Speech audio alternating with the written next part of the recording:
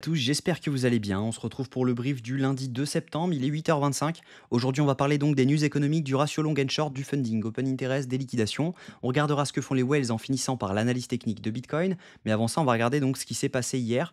On a pris, donc j'ai pas pu le call parce que ça allait un peu vite.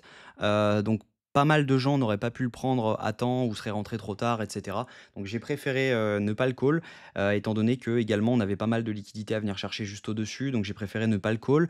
Mais voilà, donc j'ai pris un RR de 5 hier sur ce scalp, plutôt intéressant parce qu'on est revenu chercher l'order block de cette zone-ci, donc on avait vraiment une tendance baissière confirmée, on avait des liquidités à venir chercher juste en dessous. Derrière, on est revenu chercher le milieu, donc les 50% de l'order block juste ici, et derrière, on a pu voilà, bénéficier donc d'un RR de 5. Donc plutôt intéressant, j'avais mis 0,5% dessus, donc ça fait 2,5 R de bénéfice sur ce trade.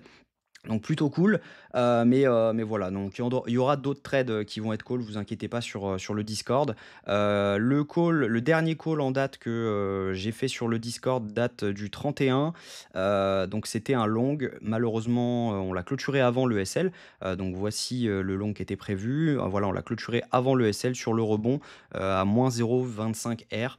Donc, des fois, c'est mieux comme ça de clôturer avant de se faire SL parce que clairement, bah, voilà, on aurait clairement SL sur ce trade, donc plutôt bien de l'avoir clôturé au bon moment. Donc maintenant, on va regarder ce qui peut se passer dans les prochaines 24 heures. Je pense que bah, le DUP n'est pas fini. On peut très bien continuer notre lancée.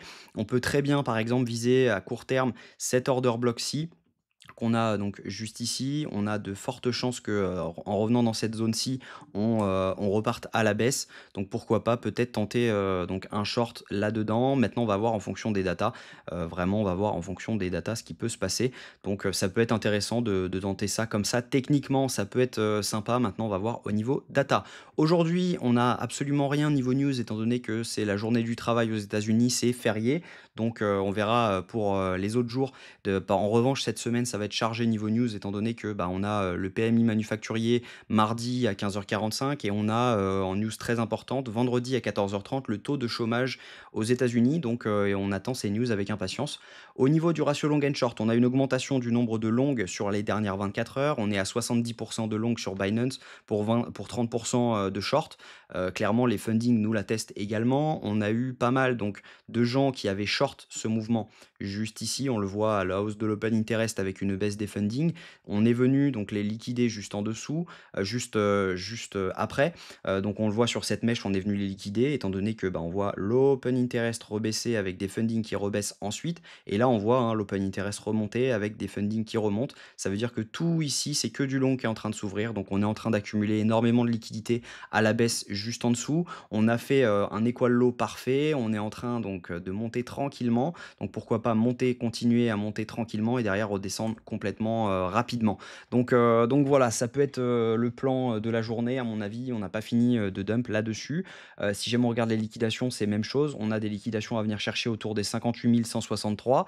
Est-ce que ça coïnciderait avec donc ça coïnciderait avec la zone que je vous donnais juste ici, hein, ça donne les 58 300, les 58 400 à 58 058. Donc potentiellement, on peut venir chercher cette zone-ci pour derrière repartir à la baisse. Donc ça, c'est sur 12 heures, c'est vraiment très frais. Et si jamais on regarde ce qui se passe sur 24 heures, c'est la même chose, sauf qu'on a un petit cluster à venir chercher autour des 58 844, chose que je pense qu'on ne viendra pas chercher étant donné le cluster qu'on a juste en dessous.